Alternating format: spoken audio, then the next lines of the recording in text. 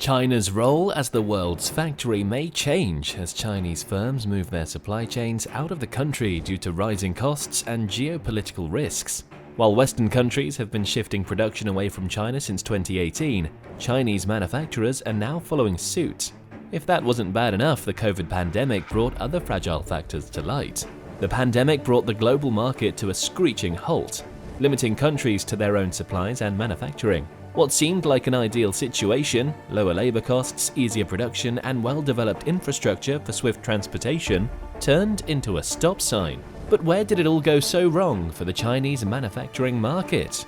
Let's see. US-China trade war. The US-China trade war began in 2018 as a result of long-standing economic tensions between the two countries. Simply put, both the United States and China accused each other of unfair trade practices, leading to retaliatory actions.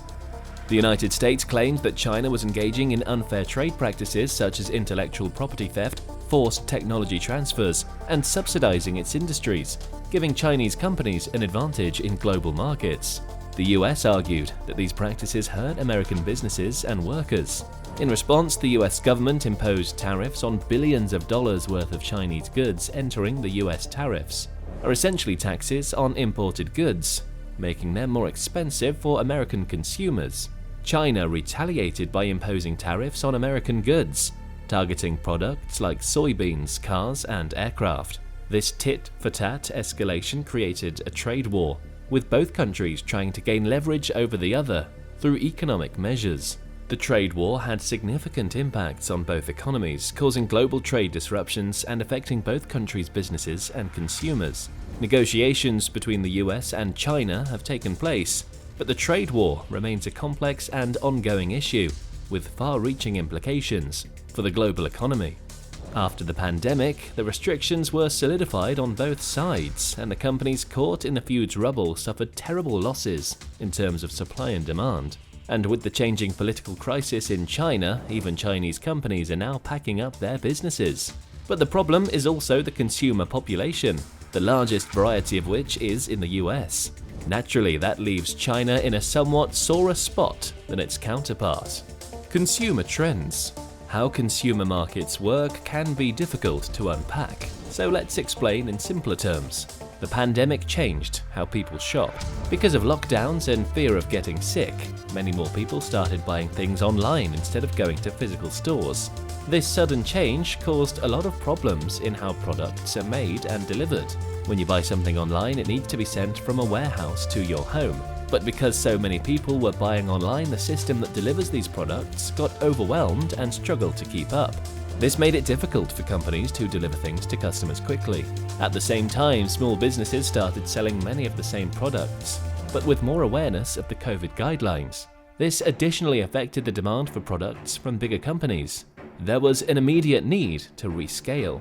And because many companies used to make their products in China since it was cheaper, it became expensive and complicated to ship products all the way from China to other countries, like the United States, as people demanded faster delivery. Naturally, companies have now started to move out of China to easier shores, a process commonly called reshoring. This way, they can avoid the problems caused by long-distance shipping and make sure they can deliver products to customers on time. What does that mean for the manufacturing companies in China?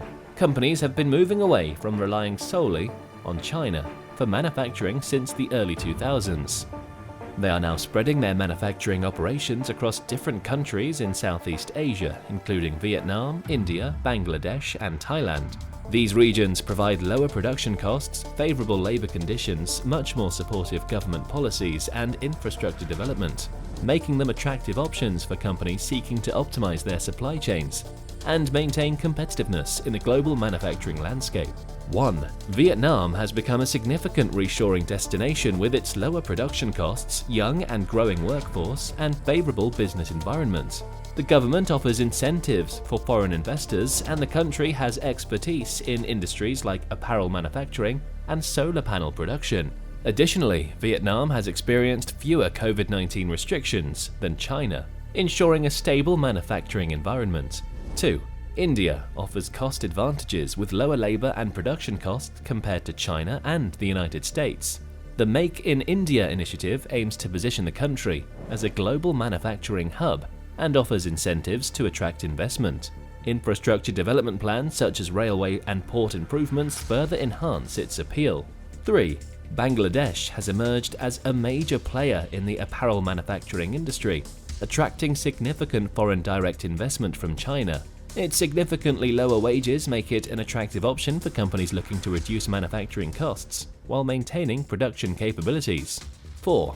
Thailand has established itself as a hub for industries like automotive and electronics, with Chinese companies relocating parts of their supply chains to leverage the country's favorable business environment, infrastructure support, and lower costs. Its strategic location in Southeast Asia provides proximity to key consumer markets. Reshoring these regions allows companies to benefit from the many advantages that we just saw. But while these countries offer a more seamless manufacturing ecosystem, these are still far from the primary consumer industry, which is the US. This is why some companies have even considered moving closer to the Americas, especially Mexico. But why Mexico? Mexico offers several advantages as a manufacturing space for the USA and the rest of the world, making it an even better option than before. Firstly, Mexico's business culture, although more risk-averse and less open to newcomers compared to China, still provides opportunities for success. While finding suppliers and negotiating agreements may be more challenging, industries that are already strong in Mexico, such as motor vehicles, offer a solid foundation for companies in those sectors to find suppliers and establish their manufacturing operations. Labor costs are also a key factor in Mexico's appeal. As labor costs increase in China, the advantage of relocating to Mexico becomes more significant. Furthermore, advancements in robotics have reduced the need for manual labor, further leveling the playing field. Mexico offers lower labor costs compared to the United States, making it an attractive option for companies seeking to maintain cost competitiveness. Proximity benefits are another advantage to nearshoring to Mexico. The close geographic proximity to the United States allows for efficient supply chain management and reduced transportation costs. The Mexico-US supply chain is well established and efficient, providing a smooth flow of goods between the two countries. Mexico also boasts a large and growing skilled workforce, with approximately 54 million people in the labor force. The country has invested in infrastructure development, such as the Infrastructure Investment Program for Northern Mexico, PNI, which promotes transportation, energy, water, and telecommunications sectors in specific regions. These initiatives enhance Mexico's attractiveness as a manufacturing destination by improving connectivity and facilitating business operations. The reality of the China manufacturing crisis. Despite all the changes and restrictions, China has something that most other reshored countries would not: experience. It has managed to fabricate an intricate network of manufacturing ecosystems that stand unrivaled. To move production companies abroad would require moving full ecosystems, which requires substantial time and funds, which many companies cannot afford to do in the newly post-pandemic economy. The conversation gives an apt example of this ecosystem-based manufacturing process. Take the production of hoodies. It goes beyond the mere fabrication of textiles. It encompasses the inclusion of trims, dyes, zippers, cords, and various other essential components necessary for the assembly of the final product.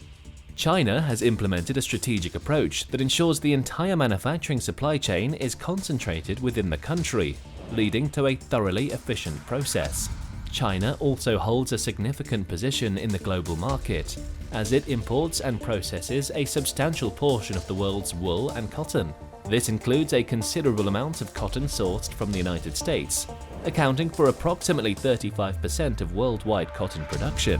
China's ability to secure and efficiently manage these resources contributes to its dominance in the manufacturing sector and reinforces its position as a leading player in the global supply chain. As a result, production shifting from China will be slow due to the time required for infrastructure development, problem solving, and bureaucracy. But gradual changes are expected by 2024. What do you think? Is China in a difficult position with how companies manufacture throughout the world, or will it persevere? Let us know in the comments. For more information on the China manufacturing crisis, check out the conversation article here.